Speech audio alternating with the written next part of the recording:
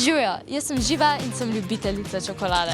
No, kdo pa ni? A čokolada skriva tudi zgodbe, ki niso najbolj sladke.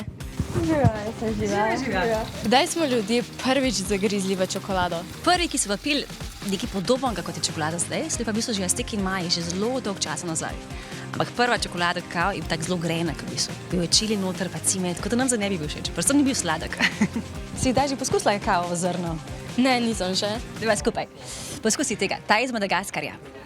Malo je grenek, tako kot temna čokolada je. Malo je kiselkast. Ni sladek, ni dober. Kako ga sploh pridobimo? Kakao dobiva v bistvu drevesa kakavovca. Je drevo veliko do 8 metrov, ima velike liste, ima velike plodove, potem same kakavovce. Ko mi odpremo kakao plod, not je taka bela brozgica s temi samimi zrni. V enem plodu je v bistvu nekje 30 do 50 samih zrnc. Mi pa rabimo 400 zrn za eno čokolado. Katere vrste čokolade poznamo in po čem se te razlikujejo? Temno čokolado, mlečno čokolado in pa belo čokolado. Razlikujejo se predvsem po količini kakava, ki je v bistvu njih, in sladkorja in pa mleka.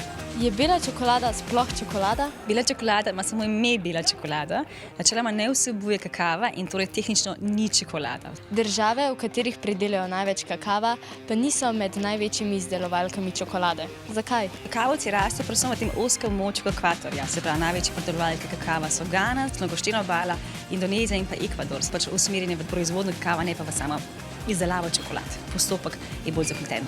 Govori se, da bo čokolada spet postala dostopna le eliti. Več kot 60% kakava dejansko prihaja iz Afrike in ko je tam recimo suša, se v bistvu velike plantaže uničijo in ko v bistvu pač nimamo kakava, je potem niso cene močno raste. To, kar se je zgodilo letos. Tako da čokolada bo draga, ja.